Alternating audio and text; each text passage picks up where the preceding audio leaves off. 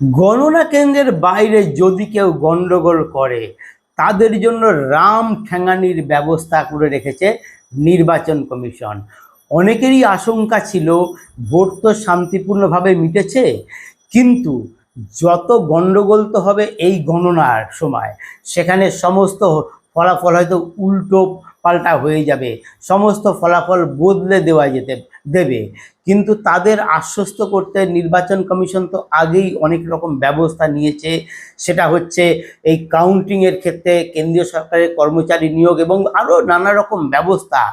সেই ক্ষেত্রে আবার শেষ মুহূর্তে যা ঘোষণা করেছে তাতে পরিষ্কার যে এবার গণনায় কোনো রকম কারচুপি করা সম্ভব হবে না। তার উপর অনেক সময় দেখা যায় যে গণনা কেন্দ্রের বাইরে গন্ডগোল পাকিয়ে ভেতরটাকে প্রভাবিত করা, সেটাও করা যাবে না। কারণ যদি বাইরে কেউ গন্ডগোল করতে চায় তাহলে তাদের জন্য রাম ঠ্যাঙানির ব্যবস্থা করেছে নির্বাচন কমিশন। ঠিক কি কি ব্যবস্থা করেছে সেই সব নিয়ে এই ভিডিওতে আলোচনা করব। নমস্কার, আমি প্রদীপ দাস, আর আপনারা দেখছেন দেশপ্রেমিকদের চ্যানেল আমাদের ভারত। আপনাদের কাছে অনুরোধ, যারা সাবস্ক্রাইব করেননি তারা চ্যানেলটি সাবস্ক্রাইব করবেন এবং সকলকে অনুরোধ ভিডিওটি লাইক করবেন। তো নির্বাচন কমিশন যে সমস্ত ব্যবস্থা নিয়েছে সেই ব্যবস্থাগুলো এক এক করে আলোচনা করব, কিন্তু তার আগে একটা কথা বলি। এই যে শাসক দল, এই শাসক দল কত রকম পদ্ধতি যে জানে সেটা সত্যি আমাদের পক্ষে জানা অসম্ভব ছিল। আমরা কয়েকটা মোটা দাগের যে জিনিসগুলো জানতাম সেগুলো নিয়ে আলোচনা করেছি এবং আপনারাও সেগুলো নিয়ে জানতেন যে এইভাবে কারচুপি করা যেতে পারে। কিন্তু তার বাইরেও আরও নানা রকম ব্যবস্থা আছে যেগুলো নিয়ে গন্ডগোল পাকানো যেতে পারে। আপনাদের আমি এর আগেই বলেছি যে এই যে শাসক দল, এদের যে ভোট মেশিনারি, সেই মেশিনারি কিন্তু খুব মারাত্মক।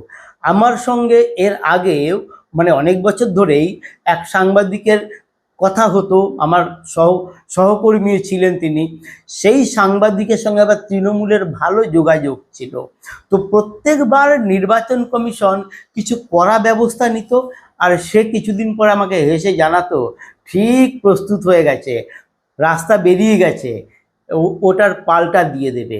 তো এইভাবে শাসক দল নির্বাচন কমিশন যা যা ব্যবস্থা নিত তার ঠিক সমাধান তারা বের করে ফেলতো। কিন্তু গত কয়েক বছর ধরে নির্বাচন কমিশন এই দলটাকে এবং এই শাসক যে দল রয়েছে তাদের ভালোভাবে পর্যবেক্ষণ করেছে। কিভাবে তারা ভোটে এই কারচুপি করে, কিভাবে তারা ভোটের রেজাল্ট পাল্টে দেয় সেটা তারা পর্যবেক্ষণ করেছে। এবার সেই রকম প্রস্তুতি তারা নিয়েছে এসআইআরের শুরু থেকে। কিন্তু কোনো ক্ষেত্রেই একবারে হাতের সব তাস দেখায়নি নির্বাচন কমিশন। অনেকেই বলে যে শেষ মুহূর্তে কেন নির্বাচন কমিশন এটা নিল। আসলে শেষ মুহূর্তে না নিলে তার একটা সমাধান ওরা বের করে ফেলবে। যেমন এবার করেছে, সেটা হচ্ছে তৃণমূলের থেকে পরিষ্কার বলে দেওয়া হয়েছিল যে এই গণনা কেন্দ্রের বাইরে ৩-৪ হাজার লোকের জমায়েত করতে হবে। আরে যেখানে ভোট গণনা হবে সেখানে কেন ৩-৪ হাজার লোক জমা করতে হবে? কোনোবার তো এইরকম নির্দেশ দেওয়া হয় না। সেখানে গণনার দিন প্রত্যেকে উৎসাহিত, সব দলের কর্মীরাই, উৎসাহী দলের কর্মীরা সেখানে চলে যায়। তো এবার এই তৃণমূল কংগ্রেসের সুপ্রিমো সিদ্ধান্ত নিয়েছেন এবং বলে দিয়েছেন যে গণনা কেন্দ্রের বাইরে ৩ থেকে ৪ হাজার লোক রাখতে হবে। যেটা আমি খবর পেয়েছি বিভিন্ন সূত্রে এবং বিভিন্ন রাজনৈতিক দল মারফতও যেটা খবর পেয়েছি, যে তাদের উদ্দেশ্য হচ্ছে এই গণনার সময় নির্বাচনী যে কেন্দ্র তার বাইরে একটা হাঙ্গামা তৈরি করা। হাঙ্গামা তৈরি করলে কি হবে, বিরোধী দলের লোকজনকে মেরে সেখান থেকে ভাগিয়ে দেওয়া যাবে আর সেই খবর ভেতরে চালান করে দেওয়া হবে যে তোদের দলের সব চলে গেছে, অতএব তুইও চলে যা।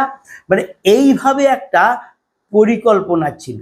সে মানে ভেতরে তো কড়া ব্যবস্থা করেইছে, কিন্তু সেই কড়া ব্যবস্থাকে কিভাবে ভেঙে দেওয়া যায় তার জন্য ছিল হচ্ছে বাইরে আরেকটা নতুন রকমের পরিকল্পনা হাঙ্গামা করার। কিন্তু নির্বাচন কমিশন প্রস্তুত ছিল, তাদের কাছেও হয়তো গোয়েন্দা রিপোর্ট আছে, যার জন্যে শেষ মুহূর্তে যেটা করেছে ৭৭ জন পুলিশ অবজারভার নিয়োগ করলো। ৭৭টা জায়গাতে এই গণনা হবে, মানে ৭৭টা গণনা কেন্দ্র করা হয়েছে। সেই ৭৭টা গণনা কেন্দ্রের জন্য ৭৭ জন পুলিশ অফিসার রয়েছেন, অর্থাৎ প্রত্যেক গণনা কেন্দ্রে বাইরে একজন করে পুলিশ অবজারভার থাকবে, আর তার সঙ্গে থাকবে বিশাল পুলিশ বাহিনী, আর তার সঙ্গে তো আধা সেনা রয়েইছে, সেই কেন্দ্রীয় বাহিনীর জওয়ানরাই থাকবে। অনেকেই মনে করতে পারেন পুলিশ আর কি করবে, সে তো ওই দলদাস পুলিশ। না, দলদাস পুলিশের আচরণ আপনারা দেখেছেন, তাদের আচরণ পাল্টে গেছে, কারণ তারা বুঝে গেছে এই সরকার আর ফিরছে না, দিদিমণি আর এই চেয়ারে বসতে পারবেন না, তাই তাদের আনুগত্যও পরিবর্তন হয়ে গেছে। ফলে এবার যদি শাসক দল এই গণনা কেন্দ্রের বাইরে কোনো হাঙ্গামা করার চেষ্টা করে, তার জন্যে একেবারে বেধড়ক ঠ্যাঙানির ব্যবস্থা করেছে। শুধু এখানেই নয়, এটা তো নির্বাচন কমিশন করেছে। তৃণমূল যেমন তাদের এই বাহিনী সাজাচ্ছে, পাশাপাশি প্রধান বিরোধী দল বিজেপিও কিন্তু এই বাহিনী সাজিয়েছে। এই তৃণমূল কি করছে যে গণনা কেন্দ্রের জন্য তাদের অবজারভার, আমি কিন্তু অনেক আগেই জানি যে বিজেপি অনেক আগেই এই গণনা কেন্দ্রের জন্য অবজারভার রেখেছে। শুধু তাই নয়, পুলিশ অবজারভারের মতো তাদেরও আরও অবজারভার আছে। হয়তো বিজেপির এই খবরগুলো প্রকাশ হয়ে গেছে কোনো কোনো ভাবে, আর তারপরে দেখুন যে এই পিসিমণি শেষ মুহূর্তে এই অবজারভারদের কথা ঘোষণা করছেন, গতকাল এসব ঘোষণা করেছেন। ফলে বিজেপি যেটা করছে সেই তথ্যগুলো তাদের কাছে চলে যাওয়ার পর তারা আবার সেই পাল্টা তার মোকাবিলায় করছে। ঠিক নির্বাচন কমিশনও ঠিক একই জিনিস করেছে, যে এই যে পুলিশ অবজারভারের কথা সেটা আগে ঘোষণা করেনি, গতকাল বিকেলে ঘোষণা করেছে, সন্ধ্যায় ঘোষণা করেছে। ফলে এর পাল্টা আজকে সারাদিনে তারা আর কতটা কি ব্যবস্থা করবে, আর নতুন কি ব্যবস্থা করবে, যা ব্যবস্থা করবে এই পুলিশ দিয়ে পিটিয়ে তাদের একেবারে শায়েস্তা করে দেবে।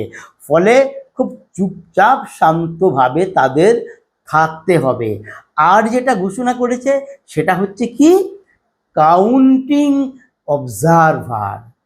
এর আগে কি বলেছিলাম, কাউন্টিং সুপারভাইজার এবং অ্যাসিস্ট্যান্ট কাউন্টিং সুপারভাইজার নিয়োগ করেছিল কেন্দ্রীয় সরকারের কর্মচারীদের, এবং তা নিয়ে তারা হাইকোর্ট সুপ্রিম কোর্টে গেছিল, দু জায়গা থেকেই তারা গলা ধাক্কা খেয়েছে।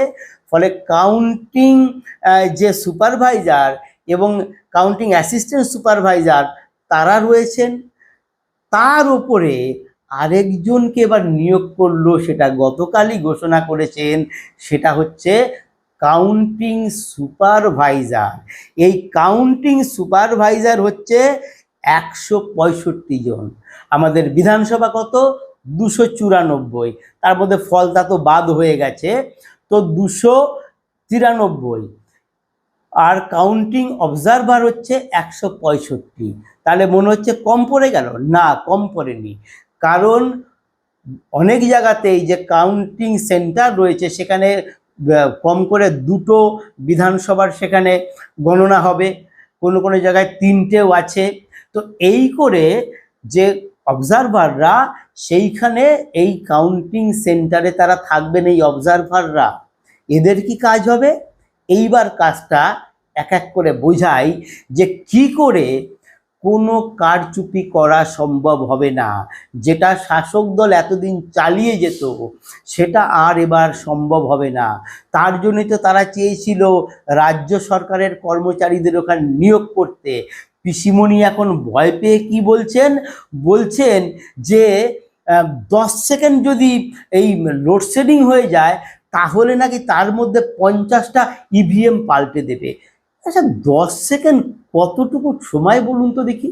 সেই 10 সেকেন্ডে লোডশেডিং হবে, আর লোডশেডিং হলে 50টা ইভিএম পাল্টে দেবে। কখন গণনা হচ্ছে? এটা কি রাতে গণনা হচ্ছে? আর যে গণনা কেন্দ্রগুলো সেখানে কি অন্ধকার করে নিচ্ছে যে লোডশেডিং হলে আর সেই ঘরে কিছু দেখা যাবে না? তো এই যে জিনিসগুলো আসলে কর্মীদের উজ্জীবিত করতে আমি খবর পেয়েছি, বিভিন্ন জায়গা থেকে খবর পেয়েছি যে তৃণমূলের কাউন্টিং এজেন্ট হতে অনেকেই রাজি হচ্ছে না। তাই নানাভাবে দলের কর্মীদের এই উদ্বুদ্ধ করতে, কাজের মধ্যে রেখে দিতে ওই যেটা স্ট্রং রুমের সামনে পাহারা দেওয়ার ব্যবস্থা করছে।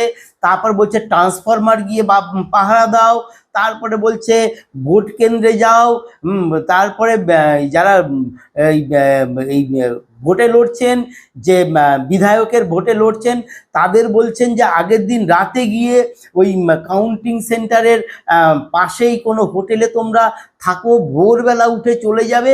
মানে মারাত্মকভাবে একটা আবহাওয়া তৈরি করছেন কর্মীদের মধ্যে। আর বলছেন আমরা 200-র ওপরে জিতবো, 226টা জিতবো। 226টা এটা উনি কোনো হিসাব করে বলেননি, কারণ এটা 2026 সাল, তাই উনি বলে দিয়েছেন 226। তো ফলে কি উনি জানেন উনি হারছেন, তার জন্য কর্মীদের বলছেন যে তোমরা কাউন্টিং সেন্টার ছেড়ে বেরোবে না, কেউ উঠবে না, বাথরুমে যাবে মাত্র 2 মিনিটের জন্য। 2 মিনিটে সে যাবে হেঁটে, আবার হেঁটে আসবে, তার মধ্যে আবার বাথরুম করবে, বাইরের খাবার খাবে না। কত ভয়! তার মানে এই জিনিসগুলো তারা এতদিন চালিয়ে গেছে, তো এবার আর এটা চালানো যাবে না। তো যেটা বলছিলাম, কাজটা কিভাবে হবে? কাজটা হবে যে তার সঙ্গে আরেকজন আছে কি, মাইক্রো অবজারভার। এই দুটো সেকশনের কাজ কিন্তু দুভাবে হবে। প্রথম কথা হচ্ছে, ধরুন একটা ইভিএম নিয়ে আসা হলো, ইভিএমের যে খোলা হবে যখন, তখন বিভিন্ন দলের এজেন্টরা সেখানে বসে আছেন, তার উল্টো দিকে, তার জালের উল্টো দিকে রয়েছে। সে বসাটাও হচ্ছে নিয়মিত যেটা থাকে সেটা হচ্ছে সর্বভারতীয় দলের এজেন্ট সামনে বসেন, পরপর তারা বসেন, তারপরে আঞ্চলিক দল, তারপরে হচ্ছে নির্দল। কিন্তু আমাদের রাজ্যে এতদিন কিভাবে হয়ে এসছে যে তৃণমূলের লোকজন আগে গিয়ে ওই সর্বভারতীয় দলের সামনের চেয়ারগুলো দখল করে নিত, আর যে পরে যেত তাকে পেছনে বসতে হতো। এবার আর সেটি হচ্ছে না। দিদিমণি বলেছেন না একেবারে আগে চলে যাবে, আগে গিয়ে দেখবে, তো সেটা হবে না। তাহলে এরকম সর্বভারতীয় দলের যারা রয়েছে তাদের কাউন্টিং এজেন্টরা সামনে বসবে।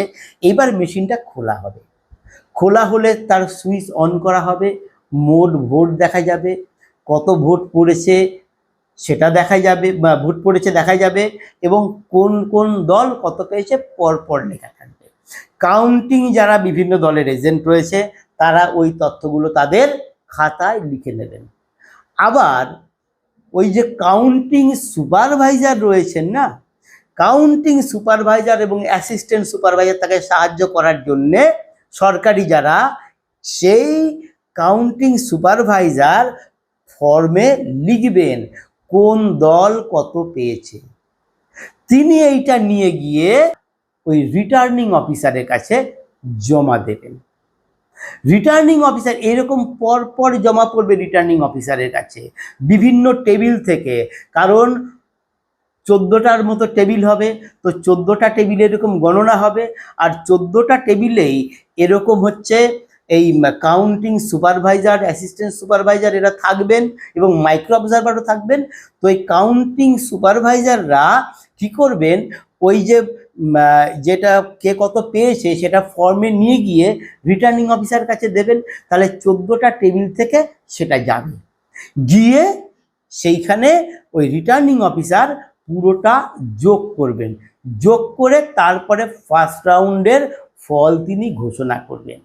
তো এইখানে কারচুপি হতে পারে, কারণ রিটার্নিং অফিসারও তো এই কারচুপিটা করতে পারেন, তিনি তো ইচ্ছে করে শাসক দলের হয়ে এটা করতে পারেন, এবং এতদিন সেটা হয়ে এসছে। সেটা হচ্ছে যে এই যে 14টা টেবিল থেকে এলো, তখন অনেক সময় কারচুপি করা হতো, কারণ এই রিটার্নিং অফিসারদের প্রলোভন দেখানো হতো, তাদের পদোন্নতির ব্যবস্থা করা হতো, সেই জন্য এই গণ্ডগোলটা হতো। এবার কিন্তু সেটি হবে না, কারণ মাইক্রো অবজারভার রয়েছে, যেটা আগেই বলেছি। তো ওই যে কাউন্টিং সুপারভাইজার যেভাবে ফর্ম ফিল আপ করে নিয়ে রিটার্নিং অফিসারের কাছে দিল, মাইক্রো অবজারভার ওই একই ফল লিখবেন, লিখে তিনি দেবেন ওই যে কাউন্টিং অবজারভারের কাছে, যেটা গতকাল ঘোষণা করেছে।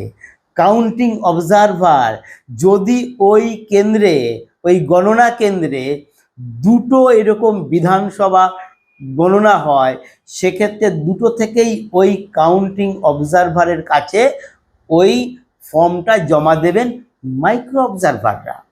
এইবার রিটার্নিং অফিসার দেখা গেল টোটাল করে ফার্স্ট রাউন্ডের হিসাবটা ডিসপ্লে করছেন, সেইখানে কিন্তু এই যে